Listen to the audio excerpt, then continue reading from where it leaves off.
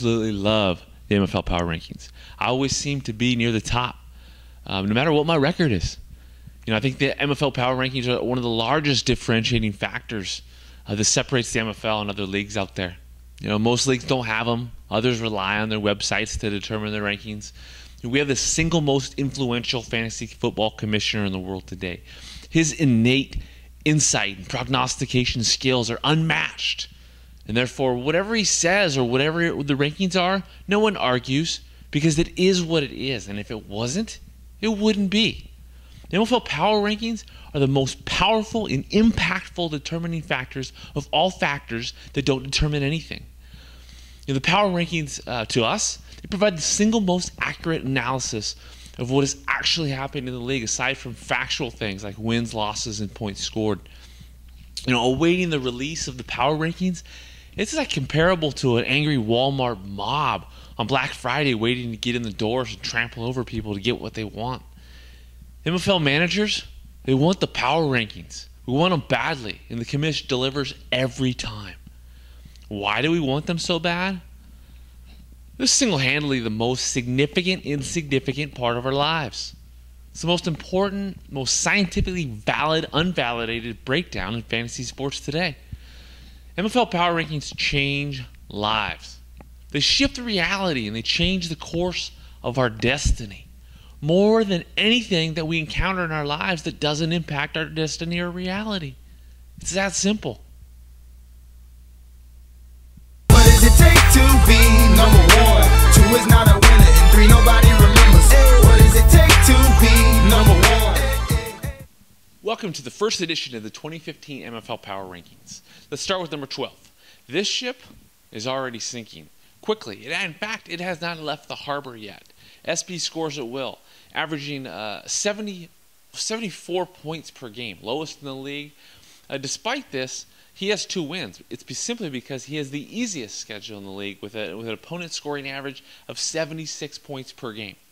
If you can't take advantage of the weakest schedule in the league, it's going to be a long season. And this is quite due to the fact that Drew Brees, Jimmy Graham are no longer in their glory years together. And AP just simply can't carry a team by himself. SB needs to find long-term keepers. I know he's trying out Teddy Bridgewater. We'll see how that all works. But at this stage, he's at the bottom of the standings. Now, number 11, a 1-4 start for Idiot's Revenge. This is simply due to his opponent's scoring average of 110 points per game. You can't win if your opponents are scoring at that rate consistently. It's one of those things where obviously the King Fantasy, he overcame this last year with the most difficult schedule, but the only way he did that is by scoring the most points in the league. If you're not scoring the most points, you cannot compete with an opponent scoring average such as that. This is an aggressive manager, and so I believe that he is dedicated to the pursuit of MFL glory. Look for him to try to make some moves to get back on track. He's got a talented roster still, and he should maybe be able to make a push for the playoffs if he can get things in order. Mile High Star, number 10. He's a manager that's as good as it gets. We find challenges, when we don't have a first-round pick, when our top guys are simply not contributing, and that's what he's falling victim to. Denver's lack of offense in the first quarter of the season is truly what is leading to Mile High Star's disappointing start. Although he scored over 110 points last week to beat RPM, which was a big win. This guy can play on any given week, but to consistently perform with the roster that he has, it's going to be the biggest challenge he's ever had.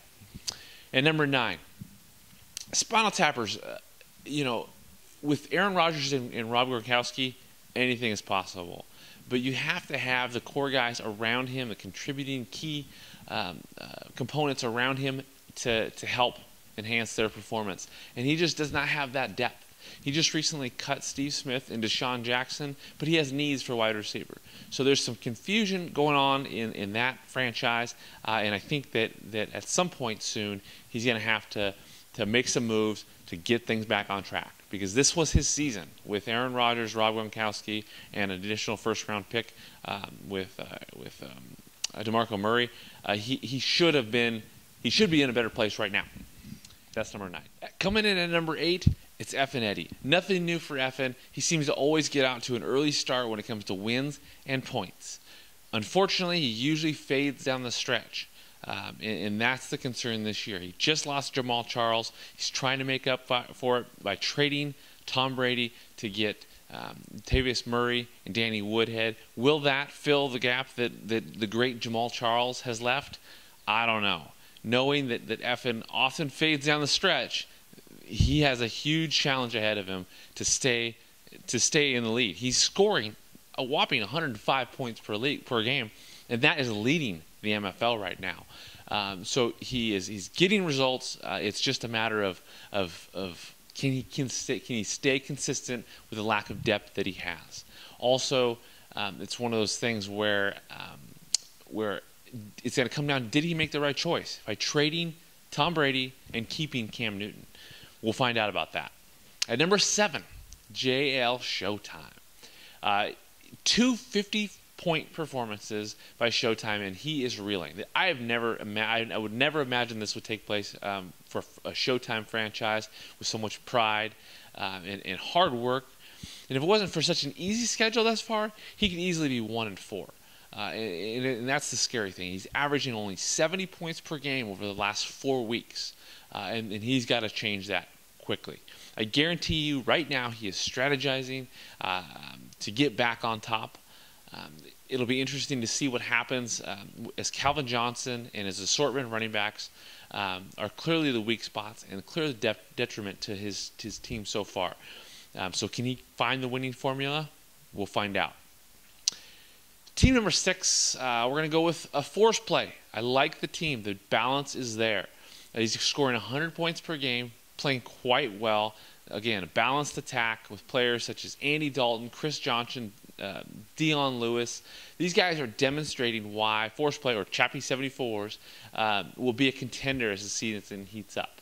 He just has an innate ability to find players, and he's proven it this year. So I believe he's going to rise in these standings. At number 5, Jackpot. 99.9 points per game this season. He's doing this without having Todd Gurley playing the way he's doing in the beginning of the year. He's doing it without both of his keepers, Des Bryant and Tony Romo. And so what he's doing right now, is it smoke and mirrors, or is it pure managerial talent? And I believe that this guy is just demonstrating his skills. He's a fantasy legend that has not become a legend yet in the MFL, but I believe his time is coming. His early wins, despite his lack of readily available players, is a sign that this guy is going to keep rising. At number 4, Hall of Famers. He's on top of the league right now. Don't call it a comeback. He's been here for years. The roster might not be pretty from the outside, but with gritty players like Macklin, Hilton, Ivory, Blunt, this guy is putting together a good season. Big man will come back, start to put up a lot of points. Eli Manning's kind of carrying the load right now, and he's playing really well. So this is a guy with the Arizona defense that has just put together a team. He showed he's prepared for this season, and I believe he is in great shape to make the NFL playoffs. At number 3, King Fantasy. Despite the lack of Andrew Luck and some early production from his running backs, he's 3-2. He's in good shape. The roster is set to be the most productive team down the stretch. At least that's how he sees it. I believe that the talent is there. It's just going to take some more time to get some feel for some of his projects. So we'll see how that goes. At number 2, Team RPM. The guy is at 3-2, despite the absence of Marshawn Lynch and Eddie Lacy not playing well. He's got an excellent, underrated wide receiver core with DeAndre Hopkins, Vincent Jackson, Julian Edelman. He's got Baldwin, Tavon Austin. He's got some depth there. It's impressive. He can get some running back production, maybe a little production out of Julius Thomas. This guy is cruising with Russell Wilson. Watch out for Kristen Michael becoming a breakout player. And if he does, RPM is on top of this league. And number 1, BRC. 2 weekly high points.